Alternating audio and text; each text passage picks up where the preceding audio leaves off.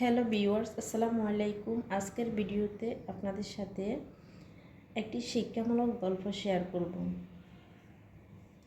খুব স্বচ্ছ টলটলে এক জলাশয়ে বাস করত তিনটি মাছ। তারা তিনজনের যে চরিত্রে তাদের নাম ছিল সেরকম। প্রথম মাছ সিদ্ধান্ত নিতে পারত খুব তাড়াতাড়ি, তাই তার নাম ছিল যখন তখন।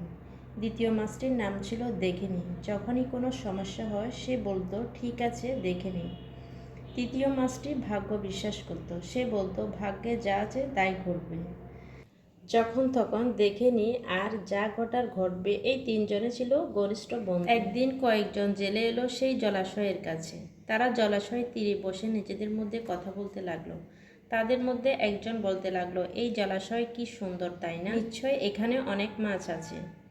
বলল আরেকজন, ঠিক আছে, কাল আমরা এখানে জাল ফেলবো এবং এখান থেকে কিছু মাছ ধরব। সেই তিনটি মাছ জেলেদের কথা শুনে ফেলল। যখন তখন একসাথে বলল, আমাদের জীবন এখন হুমকির সম্মুখীন, আমাদের খুব তাড়াতাড়ি এই স্থান থেকে চলে যেতে হবে।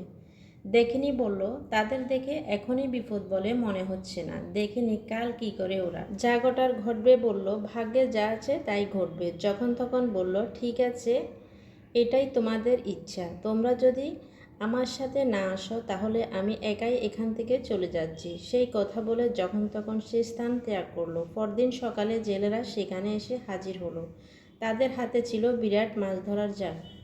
দেখেনি যা ঘটার ঘটবেকে বলল, আমার মনে হয় আমরা বিপদে পড়ে যাচ্ছি। আমাদের এখনই এখান থেকে সরে যাওয়া উচিত। কেন আমরা এখান থেকে চলে যাব?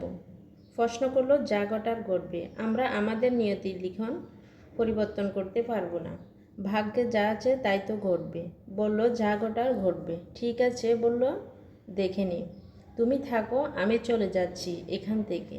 এই কথা বলে দেখে নি সে স্থান ত্যাগ করলো। অবশেষে যা হওয়ার তাই হলো। জেলেরা জাল ফেললো আর অন্যান্য মাছের সাথে যা ঘটার ঘটবে ধরা পড়ে গেল জেলেদের জালে। তিনটি মাছের এই গল্পটি এখানেই শেষ হলো। এতক্ষণ যারা যারা এই ভিডিওটি দেখছেন সবাইকে অসংখ্য ধন্যবাদ। আর ভিডিওটি কেমন হয়েছে, গল্প কেমন হয়েছে অবশ্যই কমেন্ট করে জানাবেন। সম্পূর্ণ ভিডিওটি দেখার চেষ্টা করবেন। আর গল্প থেকে আমরা কি শিখতে পেরেছি, কেমন লাগলো অবশ্যই কমেন্ট করবেন। ধন্যবাদ সবাইকে। আসসালামু আলাইকুম।